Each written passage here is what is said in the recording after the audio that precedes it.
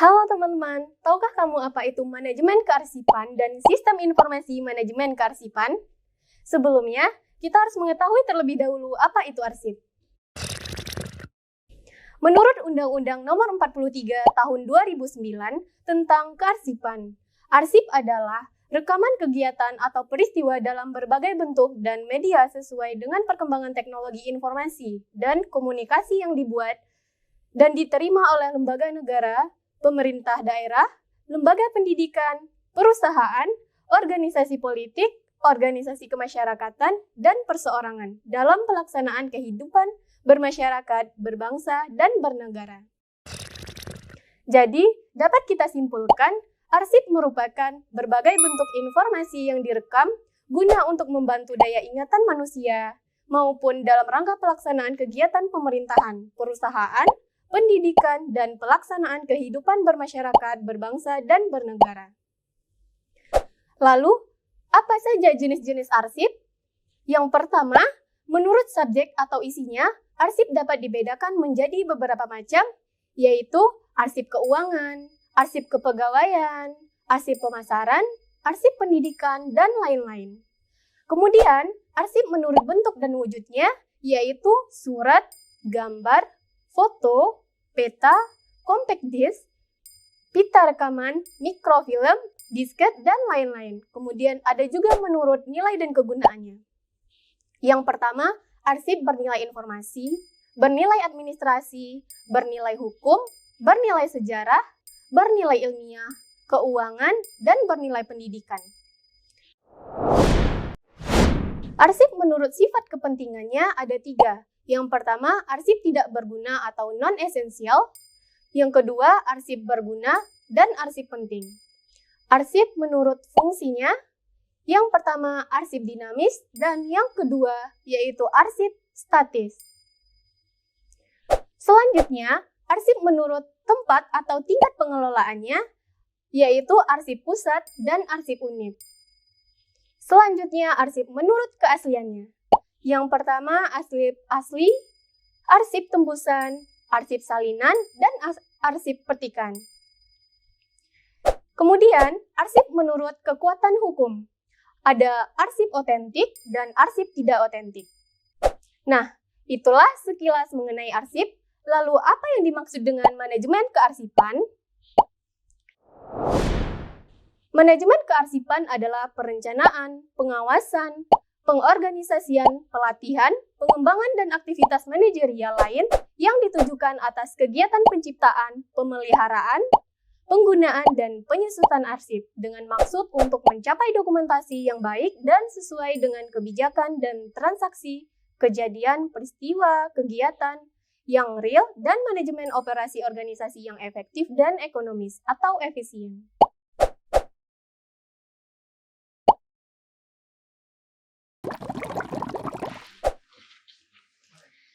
Selain itu, kita juga harus mengetahui fungsi dan manfaat manajemen kearsipan itu sendiri. Adapun fungsi manajemen kearsipan dibagi menjadi 2 jenis. Yang pertama, fungsi manajemen yang dimaksud yaitu perencanaan, pengorganisasian, staffing, pengarahan, pergerakan, dan pengawasan yang dilakukan terhadap fungsi-fungsi operasional kearsipan. Yang kedua, fungsi operasional yakni pengolahan arsip statis yang meliputi akuisisi, pengolahan, persepsi, dan akses.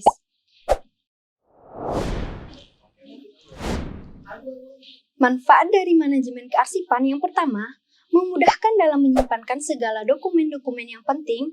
Yang kedua, memudahkan petugas kearsipan untuk menentukan kembali dokumen yang telah disimpan apabila dibutuhkan di kemudian hari.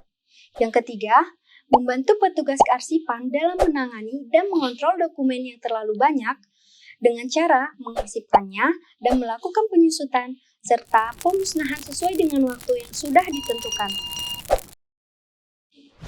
Nah, itu tadi sekilas materi mengenai manajemen kearsipan. Selanjutnya, kita akan membahas tentang sistem informasi manajemen kearsipan. Sistem dalam bahasa Latin atau sistem dalam bahasa Yunani sistema adalah kesatuan yang terdiri dari komponen atau elemen yang dihubungkan bersama untuk memudahkan aliran informasi, materi, atau energi. Informasi adalah data yang telah diolah dan diambil keputusan. Informasi merupakan produk akhir dari suatu sistem, dari pengolahan sistem, pengeluaran data-data yang sudah diolah, baik berupa dalam matematis yang dijadikan sebagai dasar bagi pemimpin dan menentukan langkah ke depannya. Sistem informasi manajemen kearsipan adalah suatu sistem manajemen surat-menyurat pada suatu pemerintah daerah dan merupakan suatu yang sangat viral. Surat tersebut harus disimpan semakin banyak dan beragam jenisnya disusun berdasarkan analisis kebutuhan lembaga yang bersangkutan. Nah, selanjutnya kita akan membahas mengenai perencanaan, pengelolaan, dan kerangka kerja sistem informasi manajemen. Yang pertama, perencanaan sistem informasi manajemen, di mana perencanaan informasi adalah bagaimana merencanakan penerapan pengetahuan tentang sistem informasi pada organisasi. Untuk mencapai suatu sistem yang baik, tentunya harus melewati beberapa tahap. Tahap yang pertama harus menentukan ide. Ide adalah hal yang terpenting dalam organisasi. Dengan adanya banyak ide-ide yang membangun, maka organisasi akan semakin dapat maju dan bersaing. Tahap yang kedua, perencanaan. Merancang atau mendesain pemecahan masalah dengan ditopang oleh ide-ide yang bersifat membangun. Merancang suatu sistem informasi memerlukan kemampuan dan pengalaman perencanaan yang tinggi karena merancang berarti membuat fondasi dan kerangka sistem informasi yang hasilnya harus kokoh dan kuat. Tahap yang ketiga, aplikasi sistem.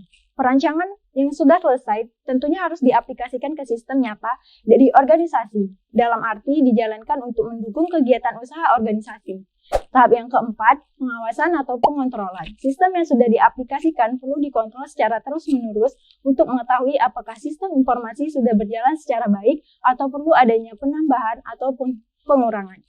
Tahap yang kelima atau tahap yang terakhir, penilaian atau evaluasi. Penilaian yang dilakukan untuk mengetahui apakah ada perubahan atau tidak dalam usaha yang dijalankan organisasi. Selanjutnya, pengelolaan sistem informasi manajemen. Pengelolaan sistem informasi terdiri dari manajer dan staf bawahannya. Pengolahan sistem informasi diperlukan untuk menghasilkan produk informasi yang berdaya guna. Selanjutnya, kerangka kerja sistem informasi manajemen.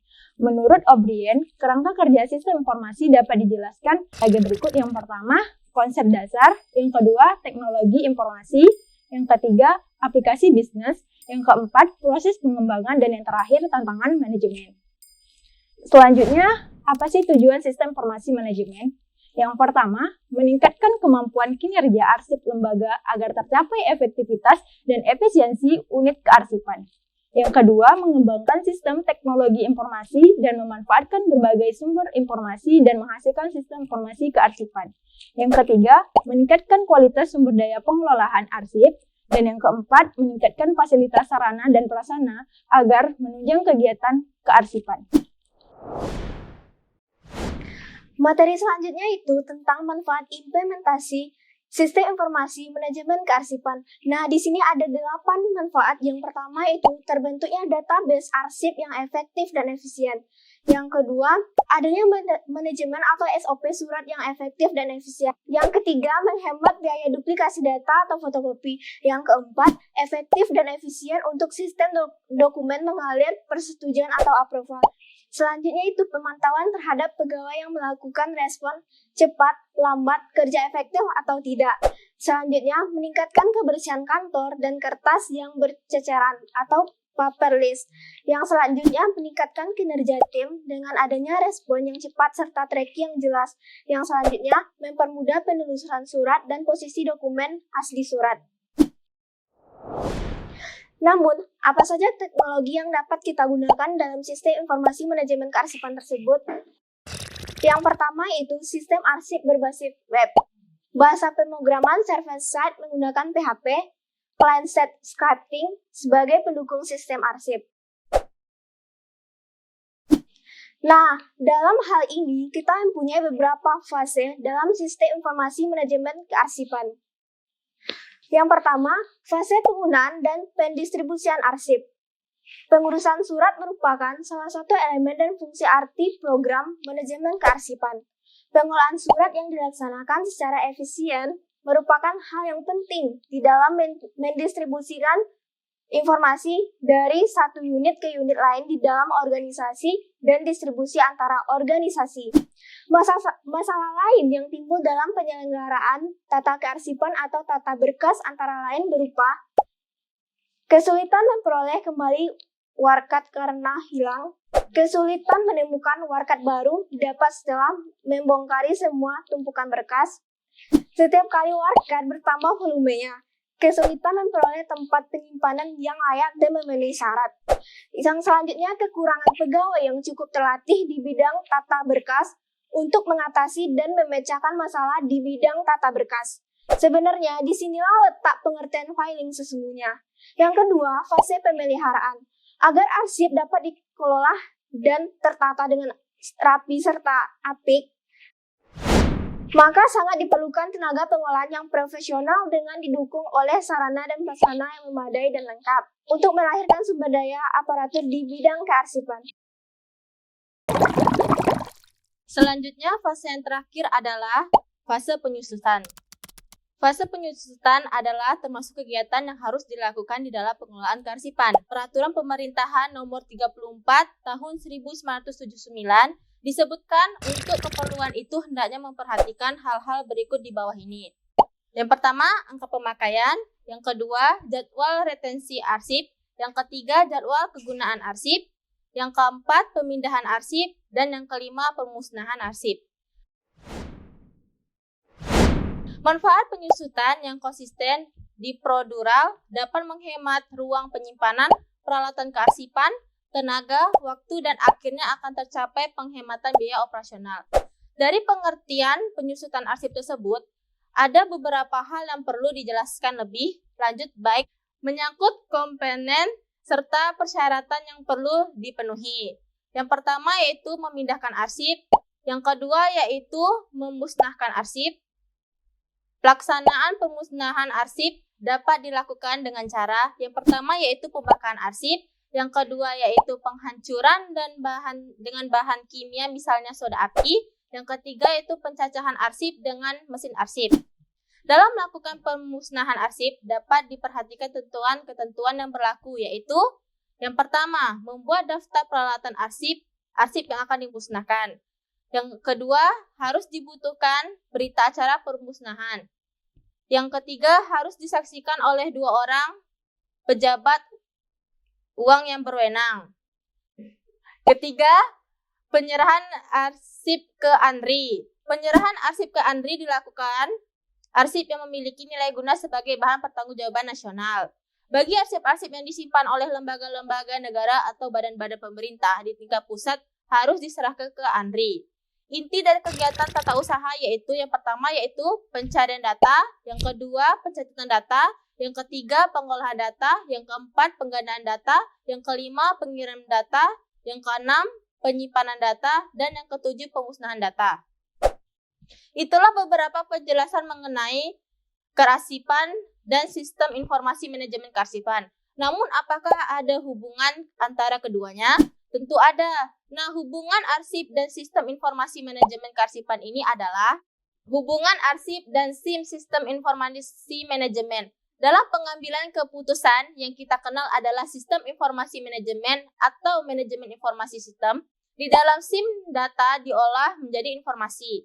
Informasi menjadi bahan pertimbangan dalam proses pengambilan keputusan.